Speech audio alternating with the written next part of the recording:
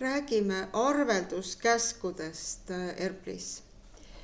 Nimelt, kui me avame müük ja arvelduskäsud, siis kuvatakse meile arvelduskäskusid, kuid nägemiseks, lisamiseks, muutmiseks on vaja vastavaid õigusi, ehk selle kasutajagrupil peaks olema märgitud arveldus, vaatamine, et üldse näha, lisamine, et saaks uut lisada, muutmine, et saaks arvelduskäskudesse muudatusi teha ja kustutamine siis, kui seda vajalikuks peetakse. Ehk palun mitte ajada segamini arvetega, need on siis need müügiarved, mis me teeme, need on arved.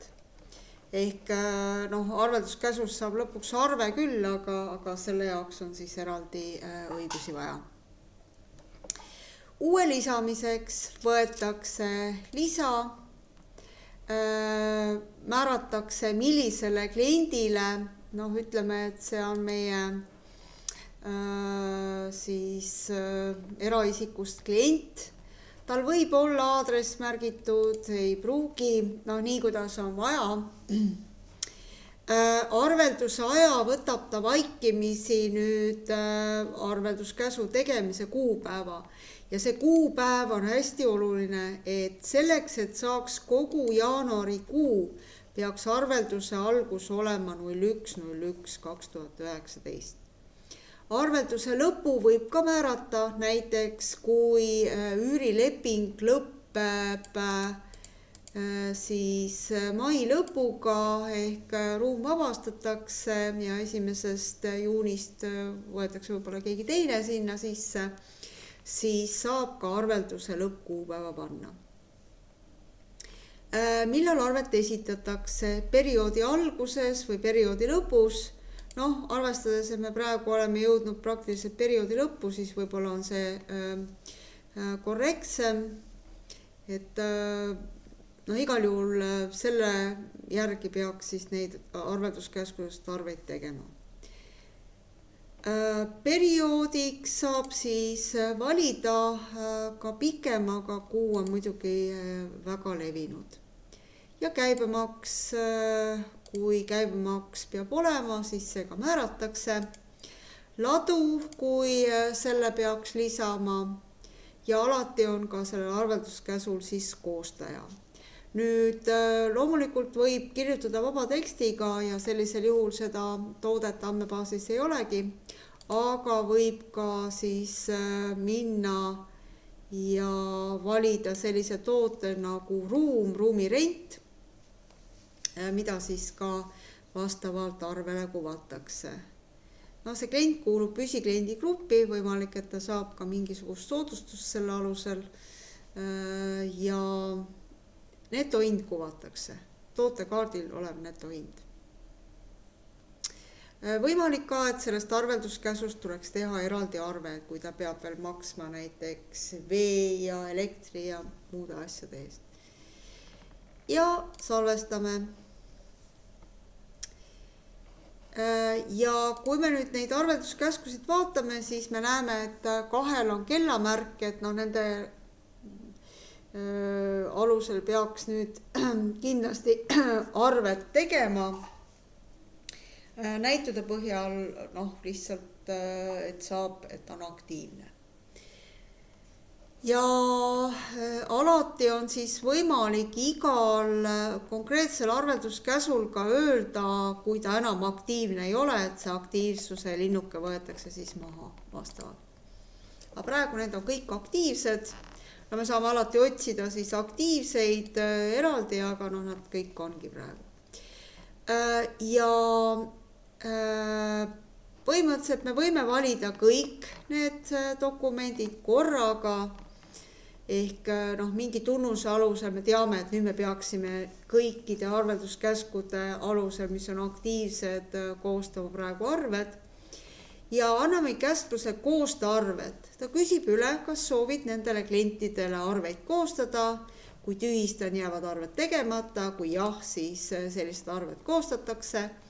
Ja näitabki, et koostatud arveid ja need on tänase kuupäevaga, aga nad on kinnitamata ehk neid küll leiab, aga nad tuleb veel üle vaadata ja kinnitada. Ja vastavalt on siis märgitud ka linnukestega, et selle järgi me saame siis aru, et nende arvelduskäskudega on siis praegu kõik vajalik tehtud. Aga need märgid siis ajas jällegi muutuvad, nii et järgmisel kuul on järgmine seis.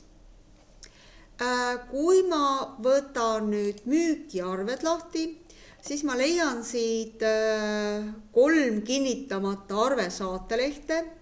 Kõigepealt siis meie ruumirendi klient, sellisel puhul on siin näha ka tootekood ja praegu siis soodustust ei tehtud sellele grupile, mingisugust erihinda või allahindlust ei kehti, nii et kokku ongi 500. Kui ma praegu vaatan siit F6 alt väljatrükki, siis ta on muidugi eelvaade, aga ta näitab siia perioodi nüüd täiesti õigesti. Et periood ongi 1. jaanuarist kuni 31.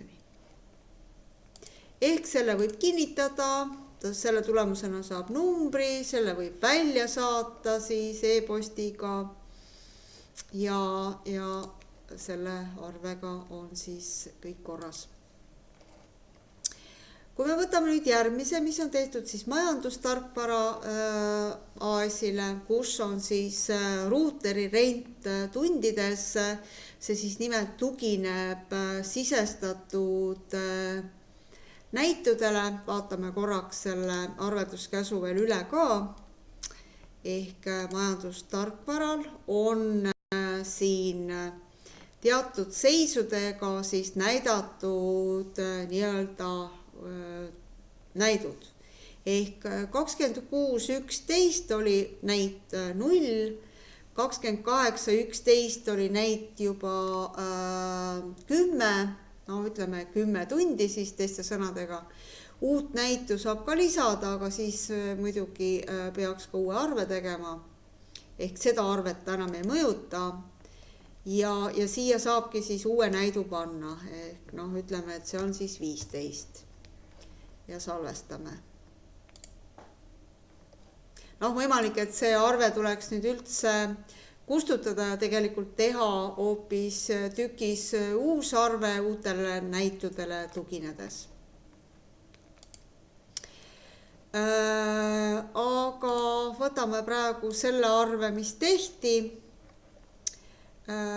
Ja avan, ta näitab, et siin toodet taga ei ole, et ta on vaba tekstiga, et ta võimaldab siis seda ka salvestada.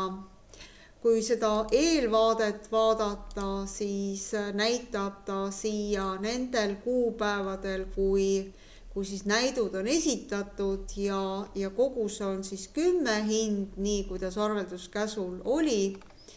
Ja ütleme, et võib-olla praegu selle võib ka siis kinnitada, et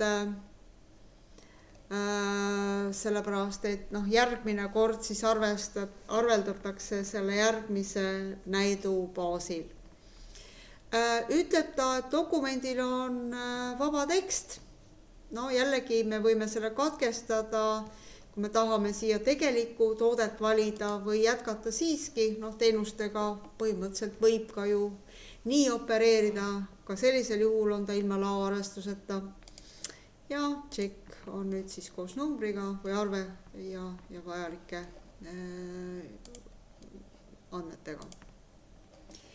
Ja kolmas arve, mis on siis ruuteri rent, on ka vaba tekstiga, siin on näha siis ka, et ta on arvestatud terve jaanuarikuu eest, et see on nii-öelda kuupõhine rent siis ja sellega siis täpselt sama lugu, et võib siis salvestada või kinnitada või siis tühistada.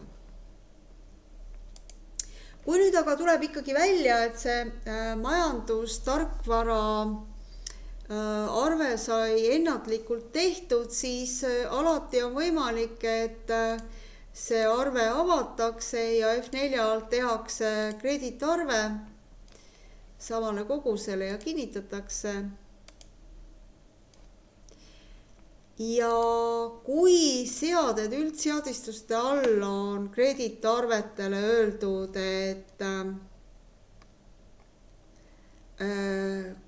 kui arvelduskäsu arvele teha krediit, saab samaks perioodiks arve uuesti koostada.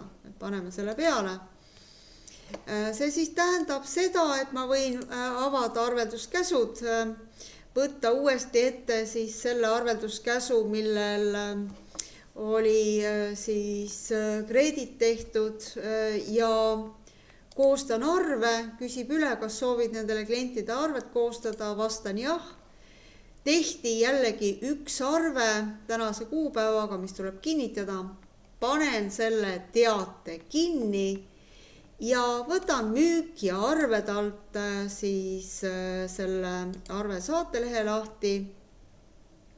Vaatan ta üle ka, et see periood on nüüd ikkagi õige ja vastavalt siis